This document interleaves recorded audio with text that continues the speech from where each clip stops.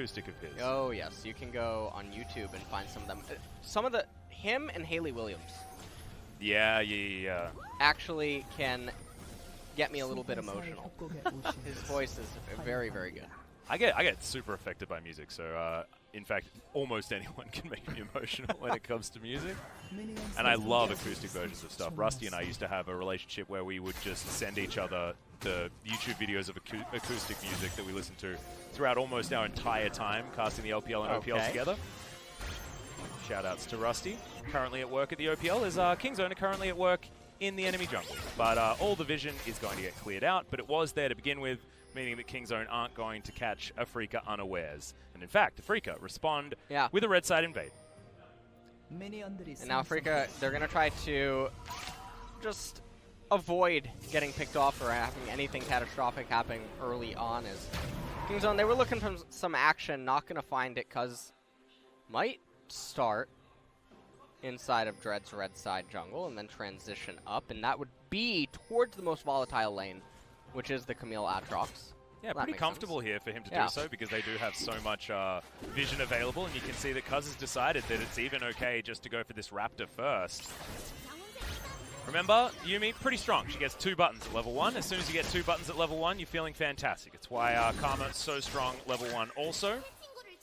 As TusiN and Deft, they will be piloting this one, I believe, for the first time for Kingzone. In fact, yes, can confirm.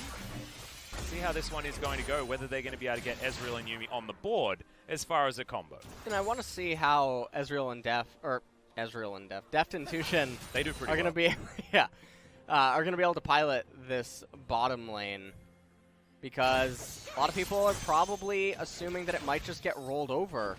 Yeah. And so we'll see what they can manage to do to wiggle their way out of it. That was really good. That really prowled.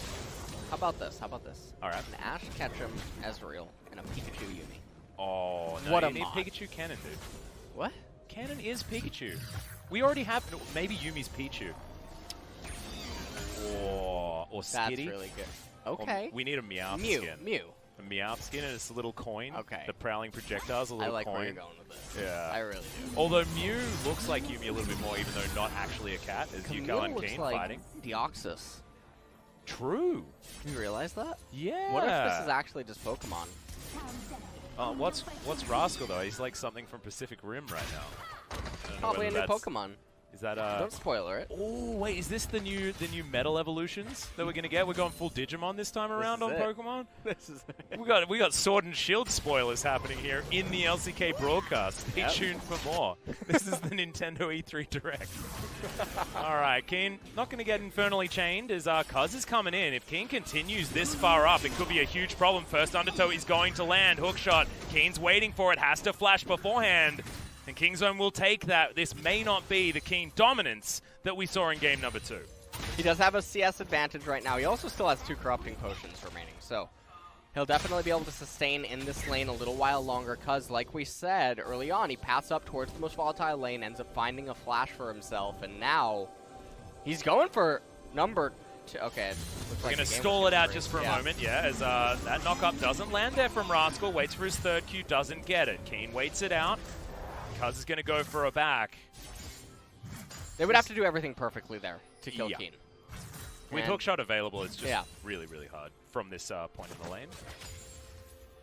And so Aatrox actually can't do anything with that current lane state. Very surprised to not just see Rascal take a beating from the Camille and just push in the wave to get a crash. As we look down into bottom, and Deft and TusiN doing quite a good job here against the Varus Lux. And now this isn't a lane that you insta-win as a Yuumi either, even though she is very strong. Aiming, taking a lot of damage here as Prowling Projectile does way too much damage, guys. It just does too much damage. My opinion. As TusiN's just bopping around with his passive, getting things done. Deft, you can see, almost a permanent shield available. Is just cast the you and me. Zoomies available as well for the sustain. Just, it's the whole package. I was reading a Reddit thread the other day. People said Yuumi was not a high skill cap support champion. I actually disagree. I disagree as well. I mean, why was she released with a 29% win rate? Well, I think that's people will say that it's because haven't learned how to play her. Yeah, they didn't learn how to play her. I think that she actually takes quite a lot of skill to use effectively. Which, I mean, some people would respond, oh, the same can be said for a lot of supports. No, not to the same degree. This champion will really appear to be a floating trash can.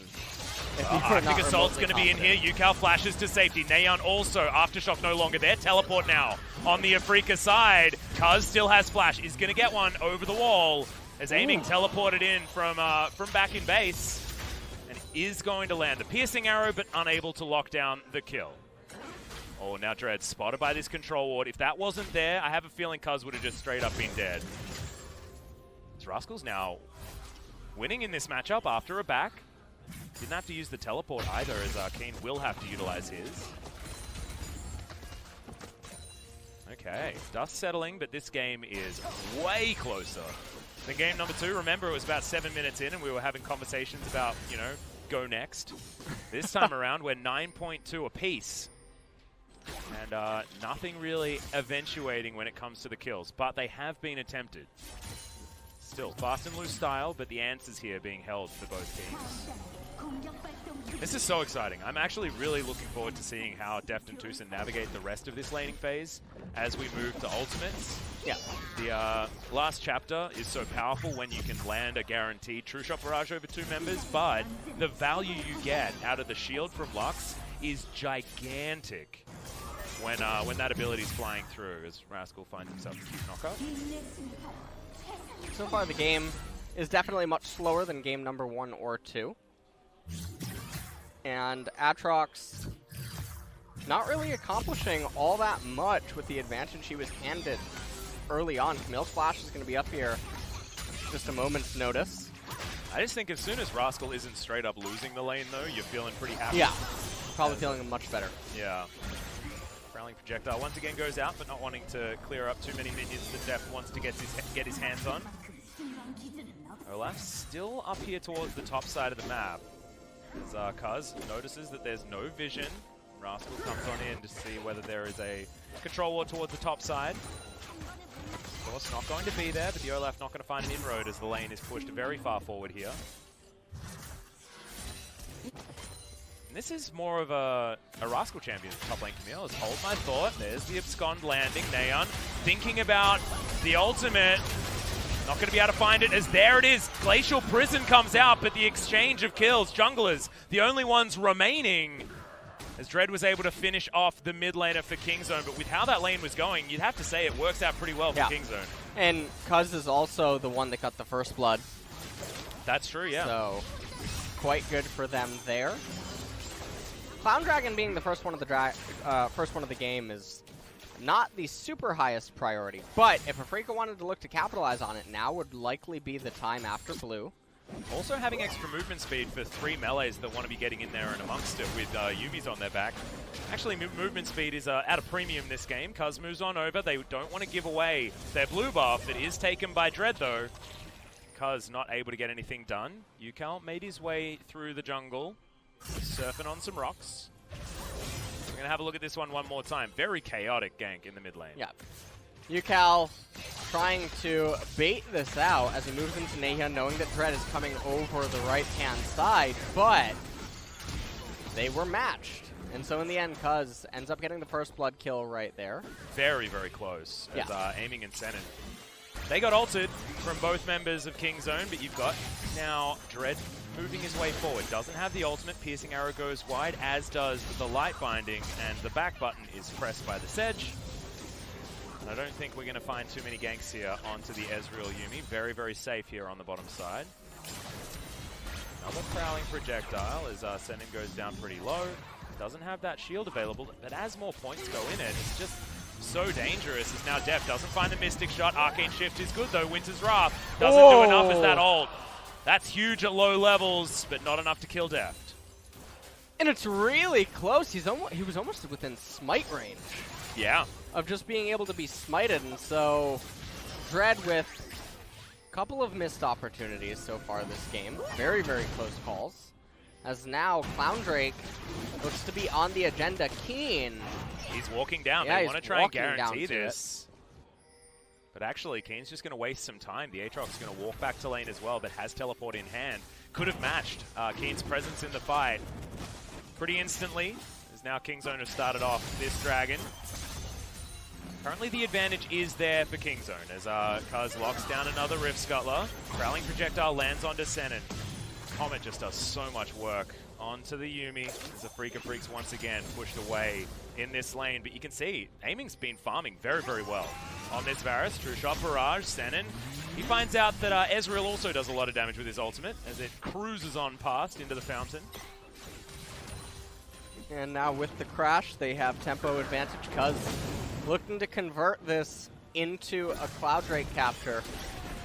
Yeah, should be able to get this one for free as well. Naehyun had that minion wave in position, and Ucal was back in base. So taking advantage of a reset timing.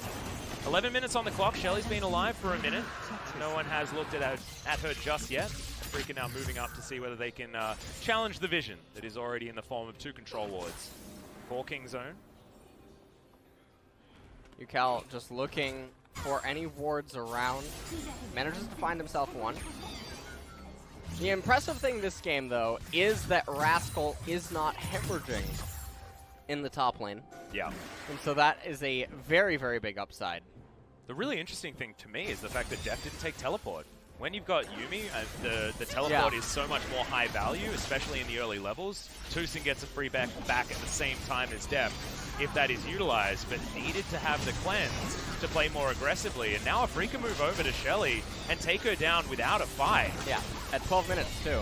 Yeah, this is really nicely done. Plates will go their way, and they can even shove them towards the top side, where Rascal is absent. Yeah, this is a really, really powerful rotation right now. They know that the enemy bottom lane resetting and is very slow at responding to this, and so they should be able to get all 5 plates. Yeah, this turret is going down. Yeah. 4 members up here. Kiin was even waiting in the wings to see whether Rascal waited underneath the turret. True Shot Barrage to clear out the minions, but it's just not enough. As we're looking to race here on the bottom side, Deft will get a lot of plates. That is good news for Kingzone, but first turret blood and all of the plates and tempo advantage go over to Afreeca. It's a huge win for them, as they will be able to pull back the gold lead once this goes down. As you can see now, 300 gold ahead of Kingzone. It's not a big lead by any means, but now they're looking to push further forward. Shelly will get another charge, and Cuzz's time is wasted as he heads towards the top side. Okay, that's the combo. Immediately evaporates the Aatrox. Is now a teleport towards the top side. Naehyun looks for a Chains of Corruption as now Weaver's Wall comes on in. Oh, that dodge with the ult from Kiin. Out of the way of the Chains of Corruption, and now they should be able to get more damage onto this turret after the 2 kills, and this game is starting to snowball. And you can just see that Rascal wasn't expecting what was coming. He had his flash available, but he got hit by everything, and then Cuzz was really quick to follow him to the Death Realm. Yeah.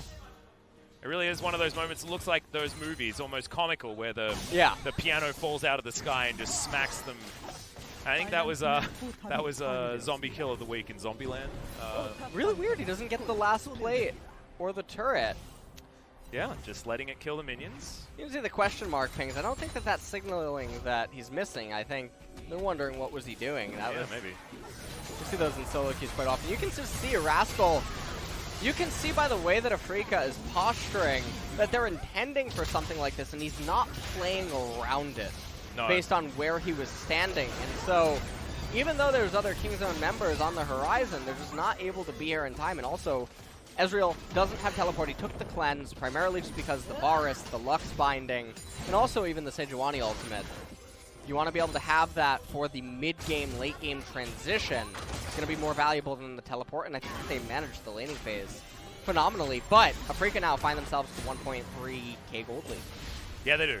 This is not insurmountable by any means for Kingzone. However, this is a snowbally composition from Afreeca. We already saw what they can do when they have tempo. Talia, especially just as a champion in general, plays so well if you have positive tempo in a game, just because Weaver's Wall can move you from A to B very quickly, but also block off turrets. So in these siege scenarios, it is very, very valuable. Deft Arcane Shift gets a lot of value there. Also on the bottom side, dodging out of the way of the light binding, as Aiming's just taking abuse here from the Yuumi. And Senan, Lucent Singularity flies forward as Afreeca were moving Ucal and Dread down. No Weaver's Wall.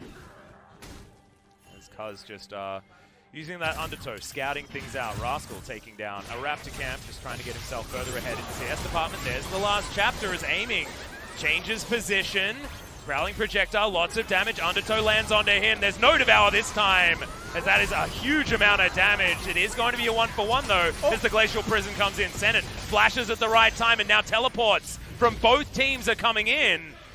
Not able to get there though. That is Rascal teleporting down. They will be able to finally get this turret.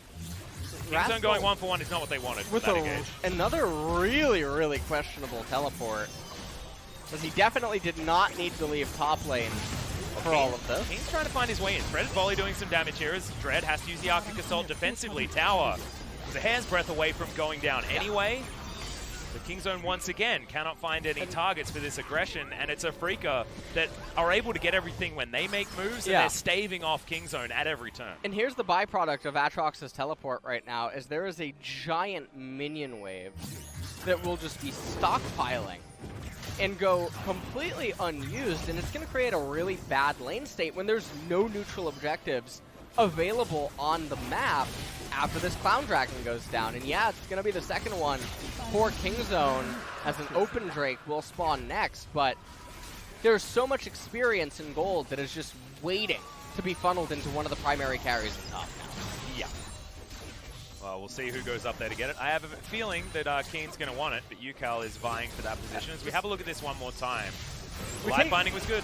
Yeah, and Light Binding was really good. KingZone are quick to turn this around. Watch the mini-map as aiming ends up going down, as they're not able to really get Senan. It was a good Lux ultimate, and also really close call on Senan, able to flash out. So right here, you can see that Camille is teleporting to the north, but there's not a reason to bring Aatrox down, because look at the movement speed from Deft and Naehyun. They're easily able to escape the Taliyah, or worst case scenario, you call in Aatrox after Taliyah commits and isn't able to turn around. So they wasted Rascal's teleport, and they also took a lot of golden XP away from him.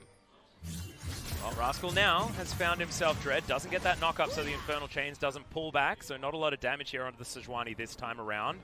He does already have his Zeke's Convergence, so actually a lot of armor here. 4-0-0, just quietly. For the Sejuani, as aiming takes half of his health bar just from the harass tools that Deft and TusiN have. He is still very, very strong, but we haven't seen it work with the Ezreal so far. Kiin coming down bot side, has Dread there in his back pocket. Rascal, this is not old Aatrox. He's not going to be safe if he waits under here and Dread shows his face. And intelligently, Rascal's going to back away. Now at this point, it just okay, another last chapter as aiming's going to fall down very easily, but Deft follows right afterwards. And now TusiN, it's the Yuumi treatment, 2-for-1 special every time. Whoever you're attached to goes down and there's no one else around. Afreeca on the bottom side take a turret, but the top side outer had already fallen in favor of KingZone. This game stays close. Afreeca with a little bit of a lead. Killing Yuumi is like killing honey fruit in a river. Yeah, once you get the first one, once you pop, you can't stop, is what you're saying. That's good. She's like popping bubble wrap. She's Pringles. Oh, man. Well, Afreeca looking for more turrets here as well. I feel like that analogy works for that also, as Seismic Shove doesn't find the mark. Senan, good shield. Stops that True Shot Barrage from really hurting. Have a look at this one more time. We do see the power of the Yuumi, but Deft took a lot of damage also. Yeah, he took quite a bit of damage, and Ucal was just there waiting in the wings on the right-hand side. Taliyah's wall looks very nice, by the way. I just want to point that out. They need to do like a Mario Kart Rainbow Road type thing where she just makes Rainbow that'd Road. Be so cool. Right? That'd be like Arcade Taliyah. Make it happen. It's so easy. We're always just spitting out skin ideas. How are we good at this? How are we so good at this? Have we ever made a bad skin idea? I don't think so. Probably. I don't think so. I think we're perfect. It's the best way to think about it, right? Okay, we're prowling in the mid lane as Deft and TusiN is pretty comfortably able to deal with minion waves. Afreeca, though, they will be able to get this. Rip Scuttler, move towards top side, and threaten Naehyun. Ucal feels like he's everywhere on this map, despite having Ignite instead of Teleport or something like that. It's exactly what you want out of the Taliyah. Kiin is even here, setting up for some sort of gank. Cuzz has Ragnarok, but he's not exactly a tanky boy on this Olaf. At this point, Rallying projectile once again, but there's the Arctic Assault. Cuzz taking a lot of damage. Naehyun now has a Glacial Prison. TusiN is outside of Deft. The you and me not able to be utilized. The CC bar was too strong. Kiin goes down very low, but the damage is done. No kitty cat on a book to help out this Kingzone squad. But Naehyun still sitting on that Glacial Prison. That can be very, very powerful, as Dread used his in the last fight. And here we're seeing the evolution of the LCK now commencing. The Naehyun is on our screen right now. So you're going to need to sit back and wait. This is going to last a while. Yeah. Weaver's Wall comes in. Rascal and Deft stay on that side. Arcane Shift gets Ezreal to safety. As Naehyun throws in the Glacial Prison, they do find the backline as Senan able to get himself out. The last final spark is so strong. It goes over 3 people, and Afreeca just clean up. Kiin gonna be okay one more time, and even Senan is going to survive after the flash. And things are definitely looking a little bit rough right now for Kingzone, because now is around the stage of the game where the Camille starts really getting out of control. The Talia, we can already see the items on her. She has the Oblivion Orb and the Luden's Echo. Almost has... I think that actually you just get Mage Eyes at that point instead of the Blasting Wand. You're at 9 stacks, you're almost at 10, you're going to get the passive. Yeah, and he also was playing with so much confidence in the last game, you may as well follow that one through. Because I like the idea from Naehyun, but Dread with the block on the Arctic Assault was so pivotal to stop him from following up and deleting the Lux, who then has shield after shield. And there was just no way to lock them down. Back off. Too good. And at this point, I mean, you can see that Kingzone, they were clearly able to repel the minion wave and save the turret without taking that team fight, but they bit off a little bit more than they could chew, and now they find themselves down 3,000 gold.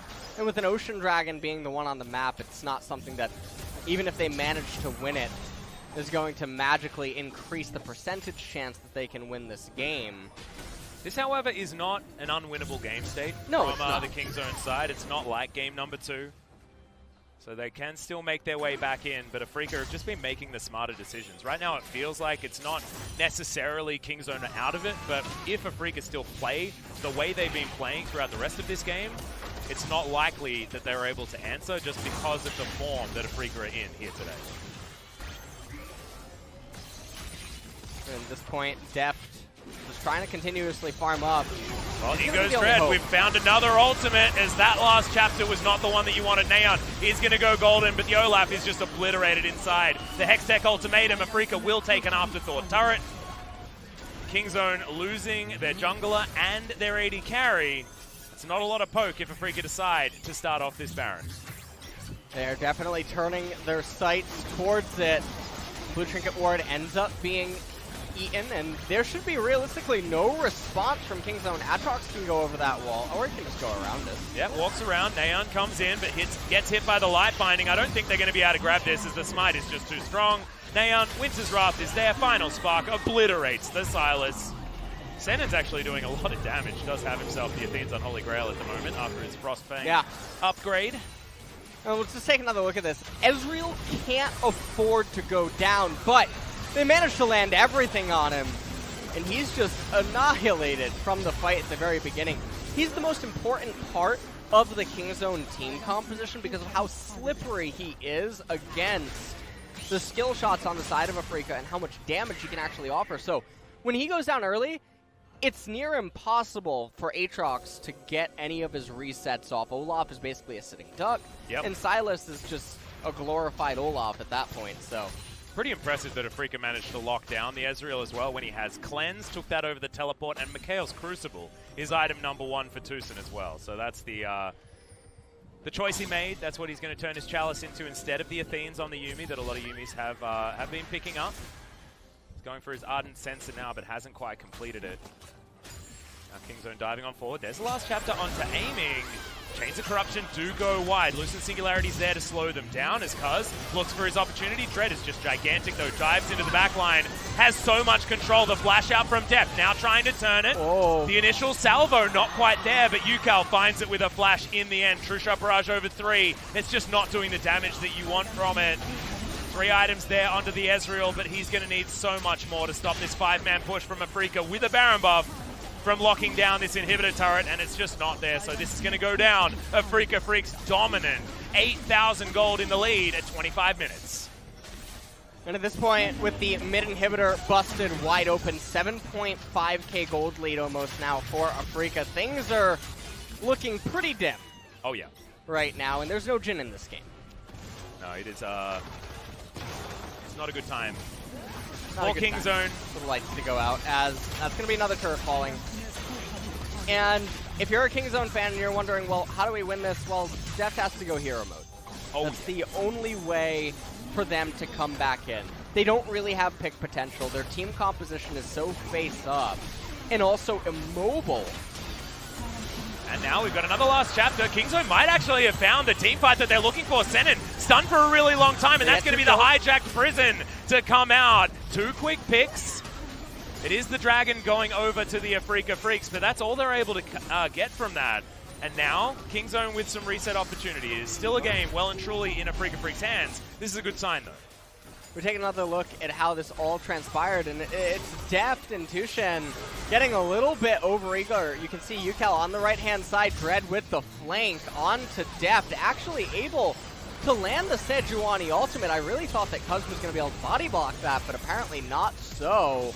Two-Shot Barrage doesn't come out until a little bit later, and now we're cutting straight to the Dragon fight. And Afreeca should never actually eat this Dragon. They should have retreated through the south, because the open Dragon, let's say that King Zone gets it. What realistically is the percentage increase that they're going to magically win the game because they got that Dragon? It's probably less than 1%.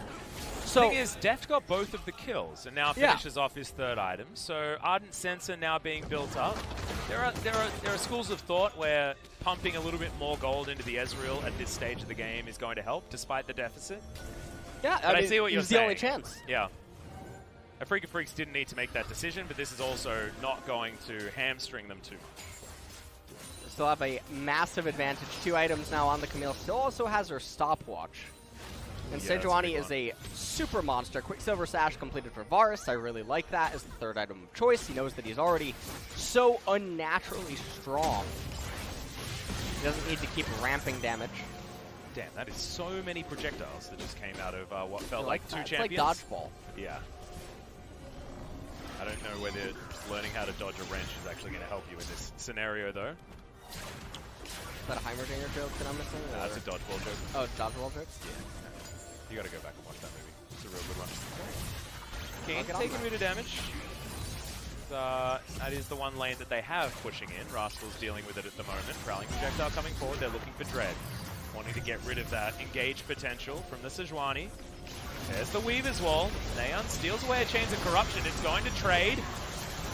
That's the final spark, dodged out of the way. Last chapter not doing very much work here as aiming is going to get snared up alongside Senan, but you can see the value of that shield. It's just gigantic. So many big buttons now on cooldown, but Afreeca still able to put on the pressure. This is Afreeca actually managing this relatively poorly. They could just be having Kiin split down in bottom because there's no reason to rush the top tier 3 turret, but they're forcing the agenda. We're going in once again. Cuzz, Ragnarok has to be popped. He's got flash. He's going to survive the Yuumi. Able to use the zoomies to keep him alive. And this is just really good for King Zone. Because of the level disparity, the minions keep coming into King Zone. They're getting experience. They're getting goals. And they're continuing to close the gap ever so slowly. So Afreeca, they're putting themselves into the back position. May have turned it around though. Lands the hook shot. Okay, we're looking for it, but it's not going to happen. There's the ultimatum. Straight into that stopwatch that you were talking about earlier, and that's going to make it a skewed fight. Naehyun off to the side. Deft trying to dance forward. Doesn't have a Yuumi inside him. Yuumi's already dead. True Shot Barrage flies in. That's an instant cleanse from Deft, but it's not enough. The flash light binding's too good, and this game's going to be over. The Afreeca Freecs 2-1 over King Zone, and Summer just got a whole lot more interesting with our 2 blue teams making their way towards the top. Summer just got really